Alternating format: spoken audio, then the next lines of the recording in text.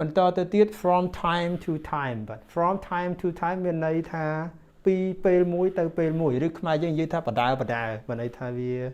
តាមលំដាប់លំដោយយើងនិយាយថាបដាអញ្ចឹងទៅឬក៏ពីពេលមួយទៅពេលមួយបាទឧទាហរណ៍មក if you keep learning English you will know it from time to time បាទ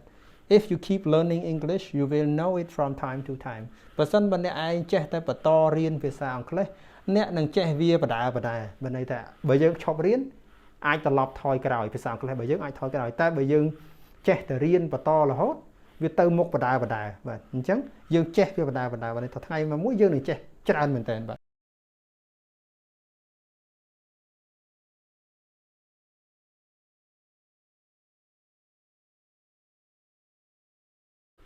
បាទជំរាបសួរនិងសួស្តីបងប្អូនទាំងអស់គ្នាបាទសូមស្វាគមន៍មកកាន់ក្លឹបភាសារបស់យើងបាទហើយអរគុណច្រើនសម្រាប់ការគាំទ្រសិក្សាភាសាអង់គ្លេសជាមួយនឹងក្លឹបភាសាបាទអូខេពីក្លឹបភាសាថ្ងៃនេះយើងសិក្សាភាសាអង់គ្លេសនៅលើប្រធានបទថ្មីមួយទៀតគឺ1000 clear សម្រាប់ការនិយាយប្រចាំថ្ងៃបាទ1000 clear សំខាន់បំផុតក្នុងភាសាអង់គ្លេសបាទ1000 phrases in English ហើយយើងរៀន clear ដំបូងហ្នឹងគឺសំខាន់ពាក្យឯនឹង clear ដំបូងសំខាន់អញ្ចឹងមេរៀនមុនគឺខ្ញុំលើកឡើងអំពីពាក្យក៏ប្រព្រឹត្តទៅតាមលំដាប់លំដោយជាបន្តបន្ទាប់បានច្រើនមេរៀនដែរហើយឥឡូវយើងមកសិក្សាអំពី clear វិញម្ដងព្រោះ clear ក៏សំខាន់ដែរបន្ទាប់ពីយើងរៀនពាក្យហើយបាទអូខេសម្រាប់ clear 1000 clear ដែលសាមញ្ញបំផុតនៅក្នុងភាសាអង់គ្លេសនេះថ្ងៃនេះមេរៀនទី1យើងចាប់ផ្ដើមអំពី clear ទី1ទៅបាទអូខេ clear ទី1គឺភាសាអង់គ្លេសថា be careful បាទ be careful មានន័យថា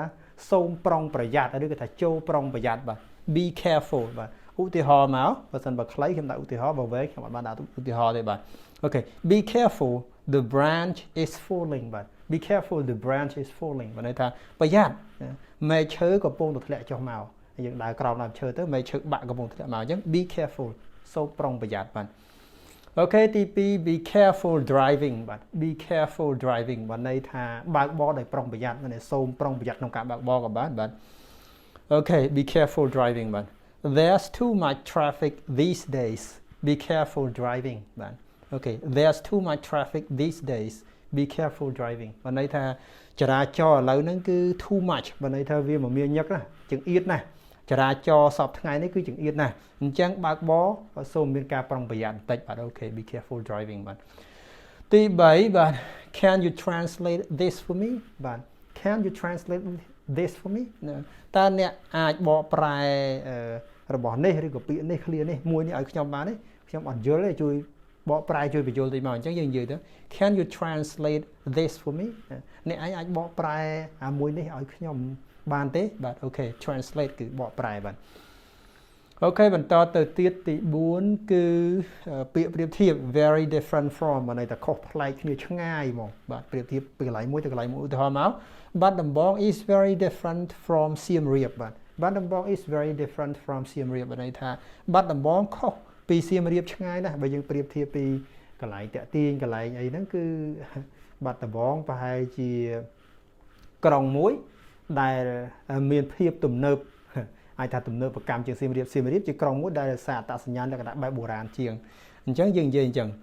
ខុសគ្នាឆ្ងាយណាស់បាទថា very different from បាទអូខេឧទាហរណ៍បាត់ដំបង is very different from សៀមរាបបាទអូខេខុសគ្នាឆ្ងាយ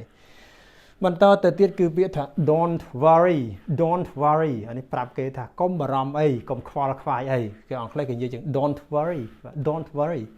don't worry everything will be all right បាទ don't worry everything will be all right បាទន័យថាកុំបារម្ភអីគ្រប់យ៉ាងនឹងល្អប្រសើរនឹងធម្មតា all right បាទន័យថាមិនអីទេបាទគ្រប់យ៉ាងនឹងមិនអីទេ don't worry បាទបន្តទៅទៀតទី6គឺ everyone knows it បាទ everyone knows it បានន័យថាគ្រប់គ្នាដឹងអស់ហើយរឿងហ្នឹងគឺនរណាក៏គេដឹងដែរអញ្ចឹងយើងនិយាយអញ្ចឹង everyone knows it ឧទាហរណ៍មក no need to be shy everyone knows it មិនចាំបាច់ខ្មាស់អៀនអីទេគ្រប់គ្នាគេដឹងអស់ហើយរឿងហ្នឹងបាទអូខេតំណែងតំណងណាមានតំណែងតំណងមួយណាអញ្ចឹងទៅរឿងស្នេហាអញ្ចឹងជួបគ្នារៀងអៀនគេនិយាយដែរអញ្ចឹងគេថា no need to be shy everyone knows it បាទ everyone knows it គេដឹងហើយអូខេទី7 everything is ready បាទ everything is ready បានន័យថាគ្រប់យ៉ាងរួចរាល់ហើយ but everything គ្រប់យ៉ាង ready បើន័យទៅរួចរាល់អញ្ចឹង everything is ready គ្រប់យ៉ាងរួចរាល់ហើយឧទាហរណ៍មក everything is ready you can start your work now but everything is ready you can start your work now គ្រប់យ៉ាងរួចរាល់ហើយអ្នកឯងអាចចាប់ផ្ដើមការងាររបស់អ្នកឯងបានហើយបាទ okay everything is ready បាទបន្តទៅទៀតទី8គឺ excellent excellent បើន័យថាពាក្យសរសើរ excellent បើន័យថាល្អណាស់ល្អដាច់គេតម្រង់ល្អឥតខ្ចោះបាទ okay excellent very good ក៏បានបាទ excellent មានន័យស្មើ very good okay excellent you've done a great job បាទ excellent you've done a great job បើន័យថាល្អណាស់អ្នកឯងធ្វើការបានល្អមែនបាទ you've done a great job អ្នកឯងធ្វើការបានល្អមែនបាទ okay excellent បន្តទៅទៀត from time to time បាទ from time to time មានន័យថាពីពេលមួយទៅពេលមួយឬខ្មែរយើងនិយាយថាបដាបើន័យថាវាតាមលំដាប់លំដោយយើងនិយាយថាបដាអញ្ចឹងទៅឬក៏ពីពេលមួយទៅពេលមួយបាទឧទាហរណ៍មក if you keep learning English you will know it from time to time បាទ if you keep learning English you will know it from time to time បើសិនបើអ្នកឯងចេះតែបន្តរៀនភាសាអង់គ្លេសអ្នកនឹងចេះវាបដាបើន័យថាបើយើងឈប់រៀនអាចត្រឡប់ថយក្រោយភាសាអង់គ្លេសបើយើងអាចថយក្រោយតែបើយើងចេះតែរៀនបន្តរហូតវាទៅមុខបដាបាទអញ្ចឹងយើងចេះវាបដាបើន័យថាថ្ងៃមួយយើងនឹងចេះច្រើនមែនតើបាទអូខេអញ្ចឹង from time to time បែបនេះបាទបដាបន្តទៅទៀតទី10គឺពាក្យថា good idea មានន័យថាយោបល់ល្អគេឲ្យយោបល់អីទៅឧទាហរណ៍មក good idea I will do it as you said បាទសូមជាស្រ័យអត់បាន highlight ឲ្យបាទ good idea I will do it as you said យោបល់ល្អមែនខ្ញុំនឹងធ្វើវាតាមដែលអ្នកឯងនិយាយមកអ្នកឯងឲ្យយោបល់ខ្ញុំល្អខ្ញុំធ្វើតាមអញ្ចឹងគេនិយាយ good idea I will do it as you said បាទអញ្ចឹងពាក្យទៅនេះគឺ good idea បាទអូខេទី11គឺ he likes it very much បាទ he likes it very much មានន័យថាគាត់ចូលចិត្តវាណាស់របស់អីមួយស្អាតតាក់ទាញឬក៏ថាយកមកប្រើស្រួលអញ្ចឹងទៅថាចូលចិត្តវាណាស់ឧទាហរណ៍ your gift for my son is great he likes it very much បាទ your gift for my son is great he likes it very much ឧទាហរណ៍អញ្ចឹងអំណោយរបស់អ្នកឯងចំពោះកូនប្រុសខ្ញុំហ្នឹងគឺល្អណាស់អស្ចារ្យមែនគាត់ចូលចិត្តវាខ្លាំងណាស់កូនតូចនេះវាចូលចិត្តអំណោយនឹងខ្លាំងណាស់ដោយសារវាស្អាតឬក៏លេងស្រួលអញ្ចឹងទៅបាទអូខេ he likes it very much បាទបន្តទៅទៀតគឺ help មានន័យថាជួយផងជួនកាលគេស្រែកឮច្រើនដងអញ្ចឹងជួនកាលឮតែម្ដង help បាទប្រែថាជួយឬក៏ជួយផងឧទាហរណ៍ចឹងមកមានន័យថាជួយផង whenever someone is in danger they will shout out loud help for many times បាទ whenever someone is in danger they will shout out loud help for many times បាទនៅពេលដែលនរណាម្នាក់ស្ថិតនៅក្នុងគ្រោះថ្នាក់គេនឹងស្រែកឮខ្លាំងមកថាជួយផង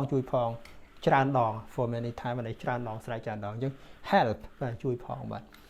អូខេបន្តទៅទៀត he's coming soon បាទ he's coming soon គាត់នឹងមកដល់ឆាប់នេះគាត់មកហើយតែមិនទាន់ដល់អញ្ចឹង he's coming soon គាត់នឹងមកដល់ឆាប់នេះគាត់នឹងមកដល់មិនយូរទេមកដល់ហើយបាទអូខេឧទាហរណ៍មក my son has left the airport for 6 hours he's coming soon បាទអូខេ my son has left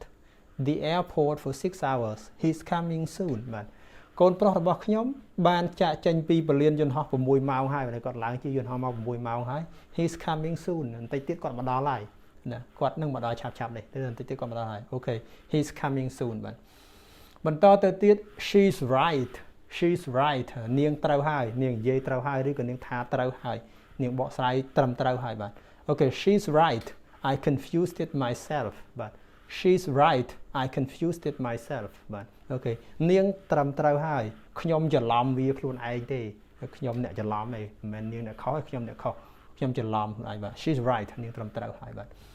អូខេបន្តទៅទៀត he's very annoying បាទ he's very annoying បើន័យថាគាត់គួរឲ្យរំខានណាធ្វើឲ្យយើងខូចសមាធិ